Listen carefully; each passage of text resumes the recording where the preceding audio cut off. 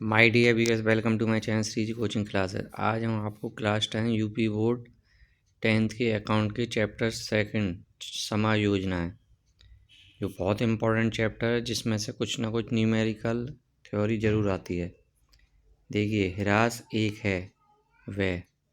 आपने देखा होगा किसी भी संपत्ति पर जब हम ह्रास लगाते हैं तो वो हमारा नुकसान होता है। तो नुकसान जो भी होते हैं वो हमारे एक तरह से खर्च होते हैं और लाभानी की ऋणी में और संपत्ति में उसे घटा देते हैं। तलपट में दिखाई गई आंतरिक वापसी को हम विक्रय से घटाते हैं।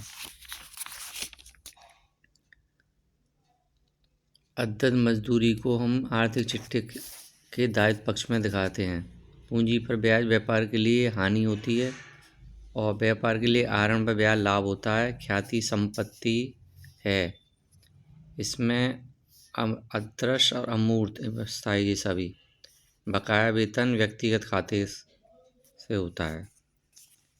समायोजन में दिए गए अद्यत व्यय को कहाँ प्रदर्शित करते हैं? अद्यत व्यय को संबंधित व्यय में जोड़ा जाता है और चिट्ठे में दायित्व पक्ष में दिखाया जाता है। उपार्जित आय लाभानी खाते में आय में जोड़ा जाता है और संपत्ति में दिखाया जाता है।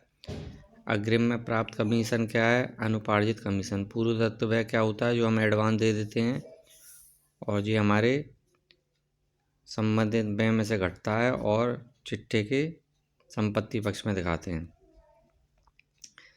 इसके बाद हम आपको बताते हैं समायोजनाओं से आप क्या समझते हैं। देखिए, समायोजना किसी भी वित्तीय वर्ष के अंत तक प्रविष्टियाँ हो चुकी हैं, अनेक व्यापार रह जाते हैं, उनको हम लिखते हैं तो उसे हम समायोजनाएं कहते हैं। तो समायोजना को हम समझाने से पहले आपको इसका एक चार्ट दिखा देते हैं, जिससे आपको आसानी से समझ में आ जाए जल्दी जल्दी। देखिए, सबसे पहले आता है हमारा अंतिम रहती है क्लोजिंग स्टॉक। अंतिम रहती है खाता ऋणी और व्यापार खाते का होता है। व्यापार खाते के धनी पक्ष में दर्शाया जाता है, संपत्ति पक्ष में दर्शाया जाता है। अदत्त माने आ माने नहीं, दत्त माने दिया। ऐसा व्यय जो वर्ष के खाते बनाते समय तक नहीं दे पाते हम, तो वो हमारा दायित्व हो गया। और जिस मद में भी देना है उसको व्यापार या लाभानी खाते के ऋणी में जोड़ देते हैं और दायित्व में दिखाते हैं। पूर्व दत्त जो हमने एडवांस दे दिया, यानी कि जो हमको अब उस सेवाएं प्रदान करेगा, तो वो एक तरह से हमारी संपत्ति है और हम दे चुके हैं, तो इसलिए हम उसे घटा देते हैं, जैसे बीमे में से। संबंधित पूर्व दत्त व्यय खाता ऋणी और संबंध व्यय खाते का, तो एंट्री भी आ जाती है हमारी। उपार्जित आय। उपार्जित आय ऐसी आय जो हमने कमा तो ली है लेकिन जो हमें प्राप्त नहीं हुई है, तो वो हम लाभानी खाते के धनी पक्ष में जोड़ेंगे और संपत्ति पक्ष में, क्योंकि वो हमारी संपत्ति है।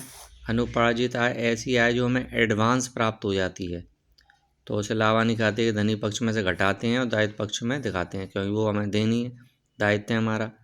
संपत्तियों पर ह्रास नुकसान होता है तो लाभानी खाते ऋणी पक्ष में दिखाते हैं और संपत्ति पक्ष में संपत्ति में से घटा देते हैं। पूंजी पर ब्याज, ये भी हमारा नुकसान होता है और लाभानी के ऋणी पक्ष में दायित्व में पूंजी में जोड़कर दिखाते हैं। आहरण पर ब्याज लाभ होता है लाभानी खाते के धनी पक्ष में और दायित्व पक्ष में आहरण में जोड़कर पूंजी में से घटाते हैं। अशुद्ध ऋण। अशुद्ध ऋण का मतलब होता है जैसे हमें किसी से पैसा लेना है, जैसे उधार माल बेचा और देनदार होते हैं, अब वो कुछ देनदार हमको ग्राहक पैसा नहीं दे पाते हैं, तो वो पैसा हमारा जो डूब जाता है उसको हम अशुद्ध ऋण कहते हैं, तो वो हमारा नुकसान है। तो लाभानी खाते के ऋणी पक्ष में और संपत्ति पक्ष में देनदार में से घटा देंगे। अशुद्ध ऋण संचय, ये भी हमारा नुकसान है, तो इसे लाभानी के ऋणी में, संपत्ति में, देनदार में से। देनदारों का छूट भी नुकसान है और ये हमारे देनदार में से ही घटते हैं। लेनदारों पर छूट हमको फ़ायदा होता है, तो धनी में और दायित्व पक्ष में लेनदार में से घटा देंगे। दान हो, नमूने हो, निजी व्यय हो, आहरण हो, ये सारी चीज़ हमारे माल में से देंगे तो क्रय में से घटाएंगे और लाभानी खाते के ऋणी पक्ष में दिखाएंगे। और स्थगित, ये हमारा नुकसान होता है लाभानी के ऋणी में, चिट्ठी के संपत्ति पक्ष में संबंध व्यय में से घटाएंगे। ऋण पर ब्याज, ये भी नुकसान है हमारा। तो ये सारी चीज़ें हमारी क्या है? नुकसान है। तो हम आपको इसका एक ओवरव्यू दे देते हैं। देखिए, एंट्रियाँ और देख लेना आप, तो एंट्री भी आ जाती हैं हमारी, सारी संपत्तियों की एंट्रियाँ हैं।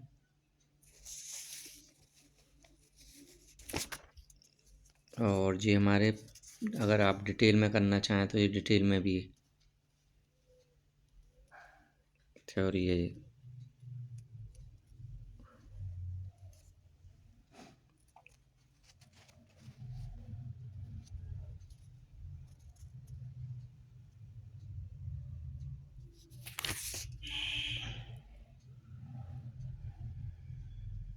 इसके अब हम आपको न्यूमेरिकल समझा देंगे, उसमें हम सारी समाज योजनाएं आपको बता देंगे। Thank you very much.